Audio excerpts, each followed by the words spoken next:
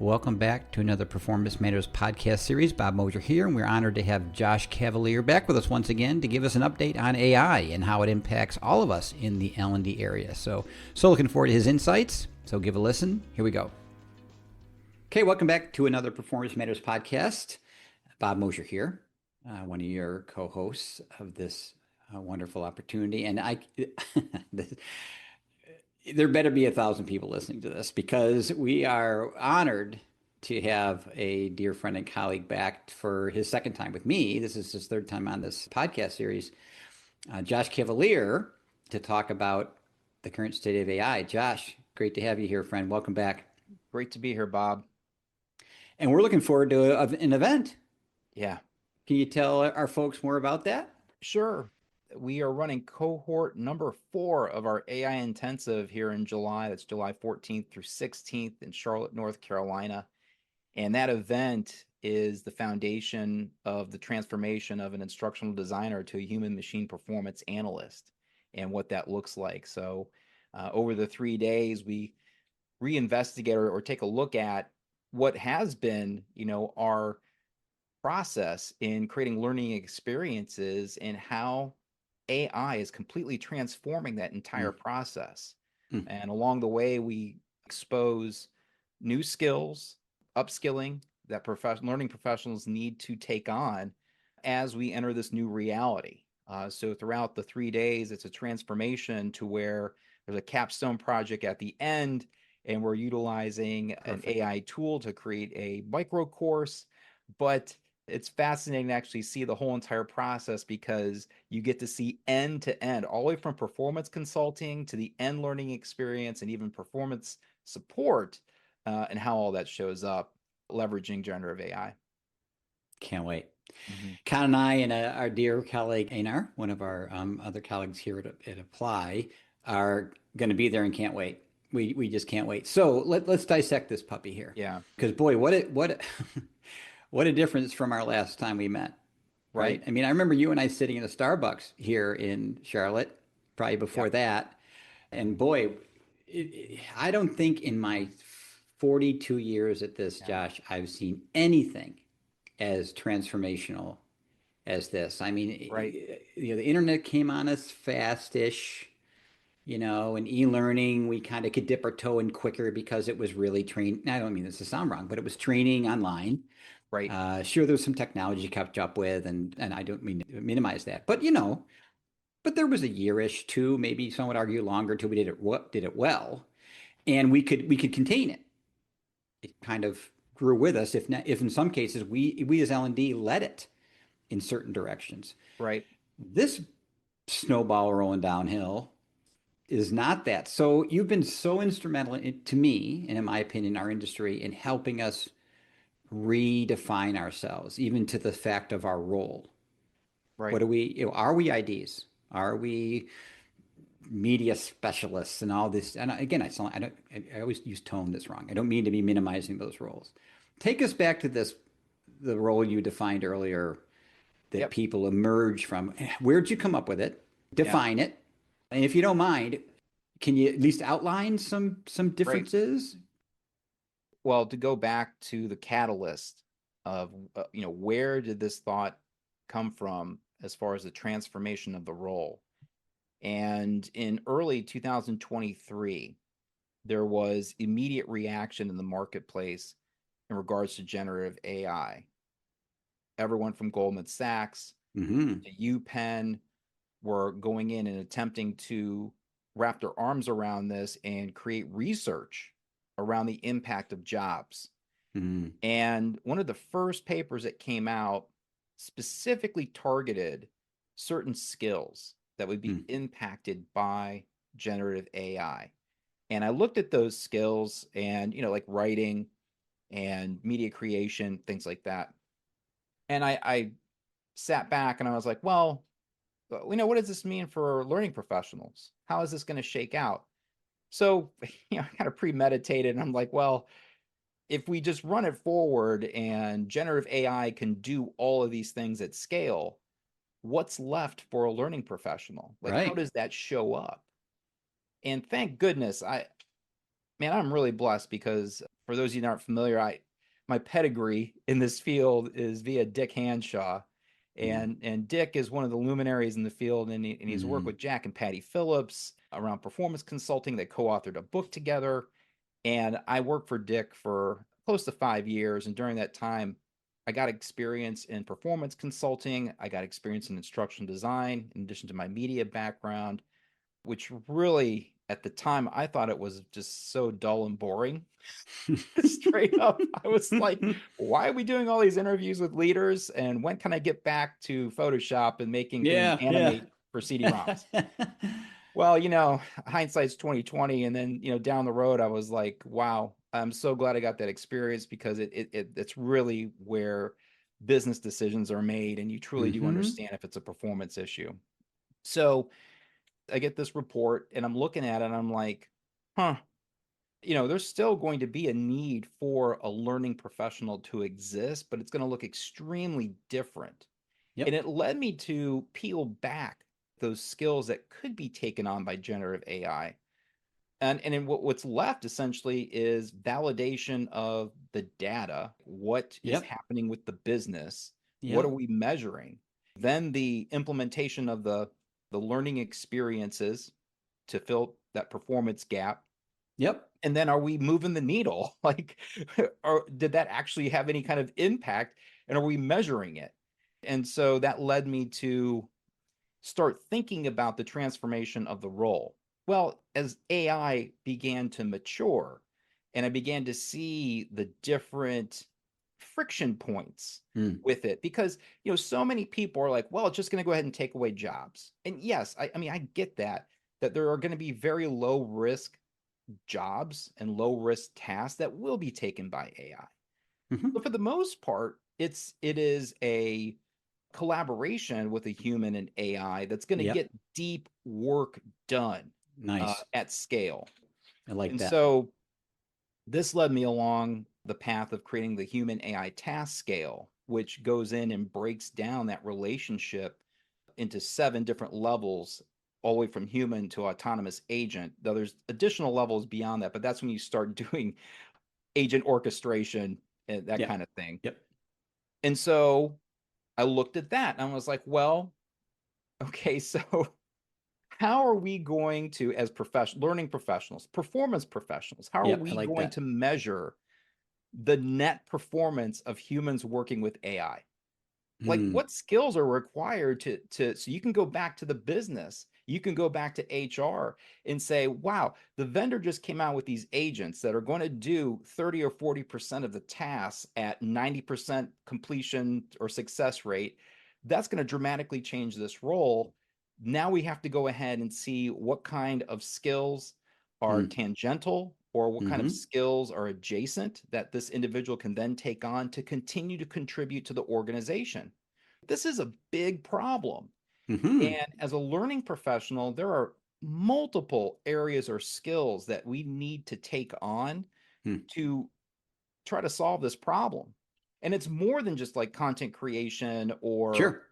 creating performance support. There are some major issues that companies are going to face from a talent management standpoint Hmm. when they navigate this new reality of vendors coming out and putting out these new fantastic agents or agent frameworks that get deep work done. But what happens to your experts within your organization? Right. How do you navigate new talent or new hires coming in and they're not doing junior work anymore? Agents are, but they need to do the backup work or they need to be the plan B to that person who could leave the company the next day. And now they're the expert that needs to coordinate the agents. Like, there's definitely a lot of dependencies here for all of this to work. Mm. And who is going to lead the charge but this new function, Yep.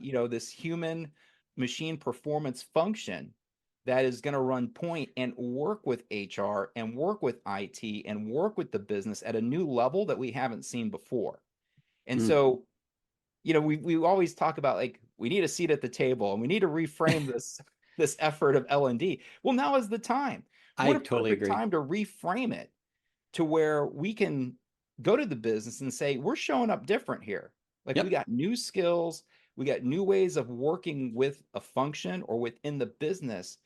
at a velocity that we've never seen before, so that we can then course correct or put learning experiences out there to close Mm. performance gaps at the speed of business. And you know what I love about this, Josh, is that you've probably seen we have a classic slide, the train, transfer, sustain slide.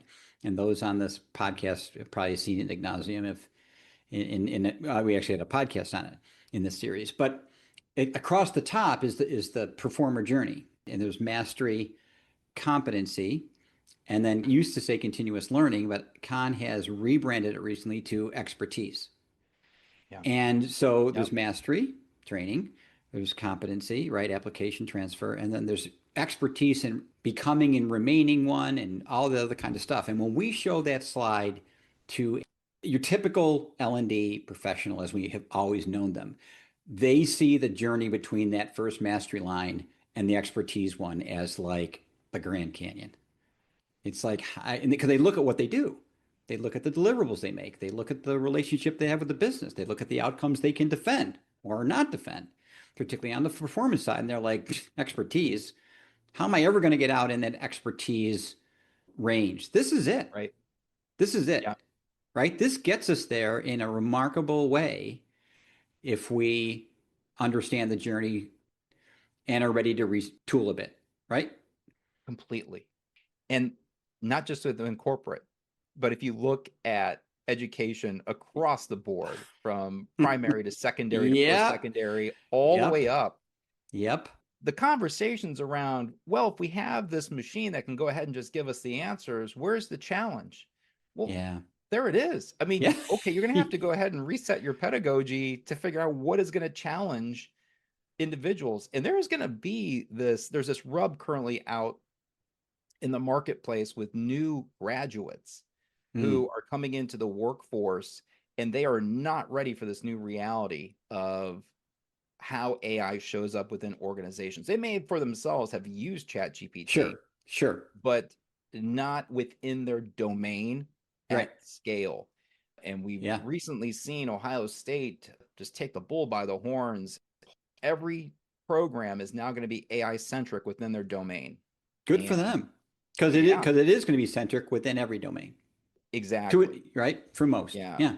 And Wow. and so it should be interesting to see how this plays out. But to your point, being able to have expertise and wisdom within the business, Hmm. man, that is huge when it comes to implementing agents and implementing automations, Yep. because those pieces of software can only do so much, and you can Hmm. only make them so complex. And Hmm. when you have an expert or somebody who's been within an organization or has been in their profession for multiple decades, they can see a problem a mile away and know exactly how it's going to go down.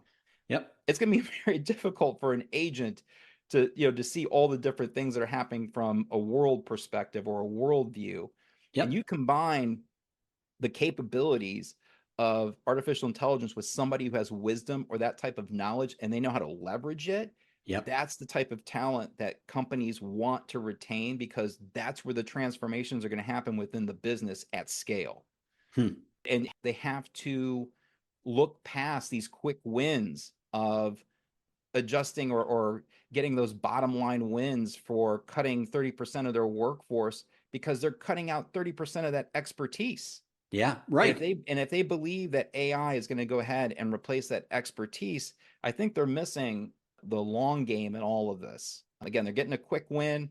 The stock is going to get a bump, but in 5 years, what's that going to look like? And Right. what is it going to do in regards to morale within that company Sure. and career pathing and all of that? So there's definitely, I believe, there are business leaders that understand that, and they're going to go ahead and be the ones that are going to spend the 10 or 15K per associate and spin them up Hmm. beyond AI literacy, but into AI fluency. There's a huge difference there. Hmm. When you're fluent in AI, that means you are solution setting within your practice, within your domain. Right. And for organizations, that is going to accelerate them beyond what their competitors can do, who are just going to go ahead and try to leverage AI to reduce headcount. You know, it's interesting. There's some pretty remarkable parallels in this to my life. You know, there was the computer native and the computer when the whole PC hit, right? But those of us that weren't born in this domain and did in that domain and so on, we always felt on the outside looking in to become comfortable with it. Then the generation came in that was born with it, right? Correct. And it wasn't something to be comfortable with or compare to or remember when it wasn't. I think there's a similar thing here, right? There's the literate people that are just dipping their toe, and we can't help but cognitively always compare to what we know and contextualize with the whole deal. When it's all I've known, when that generation moves through or those users move through, I don't need to be told what a word processor is, that type of thing. It's Yeah. going to be a brave new world, but we have to get there. And they have this legacy within their four walls with those that are there, and many of whom are probably still in the not even literate stage of this, let alone to the level at which you're describing them. So if I'm an ID listening to this, so I'm still very myopic in that, Yeah. frankly, mastery column, to be frank, right? If I move into 5 moments, I'm trying to get into the competency transfer deal and the whole deal, but Right. give me some low hanging fruit here that nudges me towards that role you just described. So the human machine performance analyst, data and analytics, that's the slam dunk right there. I mean, if individuals can go ahead and acclimate themselves to exactly what clean data is, Mm, knowledge management is part of that, and mm, then BI dashboards, or more specifically, how to tell stories around data to yeah. leadership, right? Yep. That's one. Two, since we're on the topic, how you almost need a mini MBA. You need to speak the language of the business. That, I Mm, believe, that is now a requirement. mm-hmm. So the same language they're going to use as far as top line, bottom line, OpEx, you name it. Like, you need to Yep. speak that language so that you understand immediately when there's a business problem or opportunity, how can, as a function, we respond at the speed of business, right? So Mm, you got to mm, speak the language. The third is just understanding AI as a technology, but more importantly, multimodal, and how multimodal functions within these AI systems and the opportunities to mm. show up different for the people that we support. Here's an example. One of the opportunities would be to upload video. Mm. Okay. We have never been able to upload video at scale and have it analyzed. And I don't think learning practitioners really even think about that Right. opportunity, just because it's never been before us. But if we have a skills-based environment, I'm thinking like a factory or Sure. a warehouse or anything like that, you can now put cameras on people and have AI analyze movement. And not only that, create a video that could possibly optimize that movement, or could be training, or that same movement could eventually be used to train a robot on movement. Mm-hmm. Hmm. These are things that we don't even think about because they Okay. haven't been in front of it. Same thing with bidirectional LLM based audio. Being Mm. able to go ahead and have a bidirectional conversation with an agent that sounds human, well, that hasn't been available at Right. scale, right? Right. So these are the things that, these capabilities, there's one, there's awareness of the possibility. And then two, when the cost and the risk are mitigated or dropped, okay, now should we go ahead and pilot this new learning experience that we've never been able to do before? Mm. And that's part of the human machine performance analyst. And then obviously, you still have to maintain the foundations of learning science, adult learning principles, all of our core Yep. capabilities. And how do those change over time? Because you still got to keep your eye on the ball.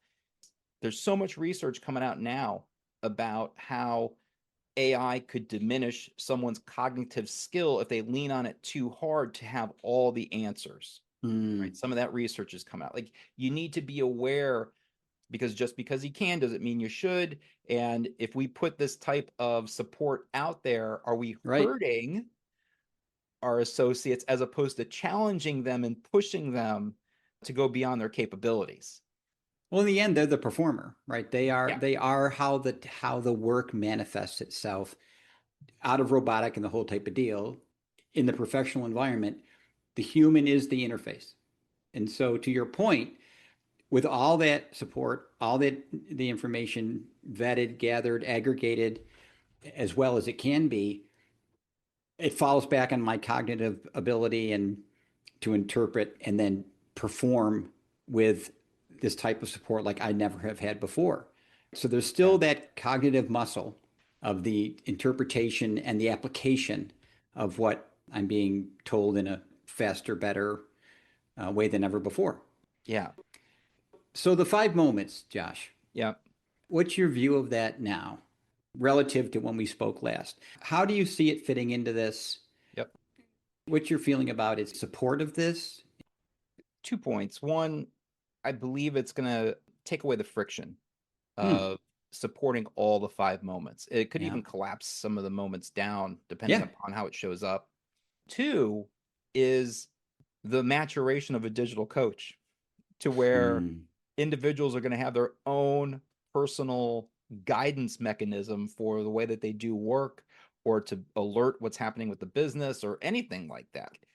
We're only just scraping the surface of Yeah. what's going to be possible of you having an assistant with you at all times. And I believe that activation is really going to happen on the mobile phone.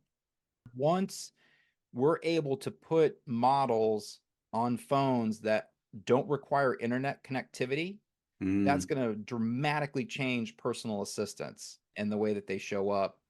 And I think that's going to be the unlock for many companies is actually having a personal assistant on the phone or your digital coach that is aware of the business knowledge, documents, data that's coming into the business or that's appearing on the front lines, and it will process the information for you and potentially even build dashboards that kind of give Yeah. you an indication as far as what needs to be done. So yeah, I think if I had to distill it down, you're reducing friction and you're able to actually go ahead and amplify the expertise of that human performer, Hmm. leveraging artificial intelligence, using the 5 moments across all 5 moments. Yeah, it's funny. It's because the phone is probably the most contextualized technology I've ever seen. So let me ask you a question and we'll end with this. Brave New World or horror movie? I mean, if I'm sitting out there as L&D, am I inspired? Am I excited? Am I anxious? Depressed? What would your parting words be in how you see it now and you look at our industry? There is a tremendous opportunity before everybody. Love that. And Agreed. it took me a while to realize that you got to give people grace when there's Mm, these radical changes in technology. great There word. are some individuals that Great word. have never approached technology proactively. All They've right. been apprehensive about it. That is not an age thing either. No, That is not no. an age thing. Agreed. So I'm an optimist and I am of the mind that this is like a golden age. Like we have a tremendous opportunity to support humans at scale like we've never done Yep. before. Yep. But I'm also concerned about individuals who they don't have the mindset or don't have the motivation Yep. to change in the middle of their professional game. Yep. Because we're talking about a massive reset that's going to happen here in the way that learning professionals need to show up to best support their organization in the age of AI. That's going to take some lift. Like that's going to take some massive amount of work on individuals to understand some of those skills that I mentioned in this conversation. And I don't believe some people are ready for that. There Yep. are individuals who are fine working in their tools and they love what they've done for the last 20 years or 15 years, and they're just not ready for this radical shift or change. And unfortunately, I don't know if those individuals are going to be part of the conversation moving forward. But the thing is that they need to, and we need to not lose that expertise in this field, but Yeah. figure out a way to build a bridge to Yeah. get people where they need to I be. And love I that. don't like these conversations around like, and I I have to admit, I'm guilty at times because I try to put some polarizing Yeah. thoughts up on LinkedIn. I'm pretty much trying to light a fire under people and say, hey, wake up. You really need to get after this now and build yourself a personal learning plan for AI in 2025 and beyond. What does that look like? And what are you doing every day? And that's out of Well, concern. I've been in this game long enough. I love seeing people succeed, and I don't want to see people fail in this profession. We have too much to offer yep. our organizations and our profession just in general. And we have this wonderful technology that we could leverage. And my hope is that people will lean into it and not get put off and see the benefits that are out there. Like one that comes top of mind is accessibility and being Mm, able to meet individuals where they're at if they have some type of disability yeah. Yeah. or if they're on the spectrum and they learn differently. Hmm. We now can go ahead and create various learning experiences to drive performance that meet people where they're at. We've never been able to do that Way more before. inclusive. Yeah. Yeah. Josh, I've been rolling this boulder up a hill for a decade, and that predates this AI acronym, not the technology per se. Many argue it's been around for way more than that, and it has. My Yeah. anxiousness has been the resistance to change from a methodological perspective, just on the 5 moments and that type of thing. And the opportunity and the moons that have aligned here are really spectacular. At the same time, with spectacular sometimes comes a more revolutionary change, not evolutionary one. And we really, really like evolutionary in our industry. We don't like revolutionary stuff. Right.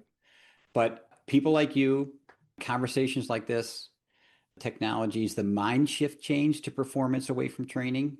I worked for a company that wrote courseware 30 years ago, Yeah. like books, paper Right. for IT, stand-up IoT.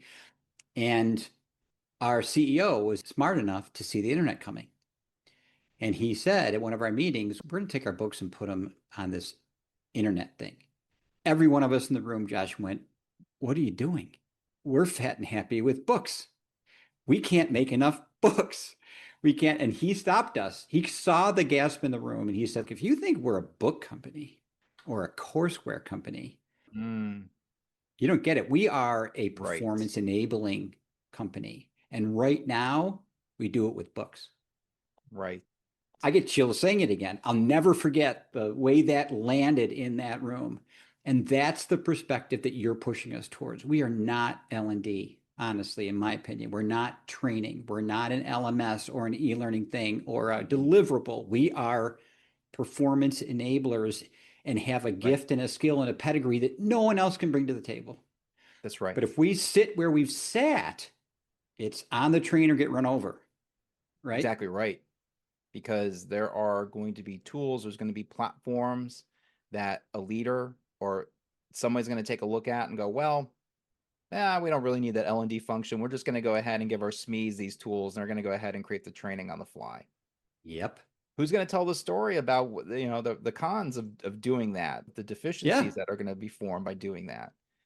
Understand the science and understand human factors and potential impacts by doing that kind of activity.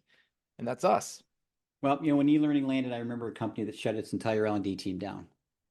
Classrooms, trainers, everyone, and said, we'll put it online. And it failed miserably, by the way, because it was too abrupt, first of all, and secondly, that that wasn't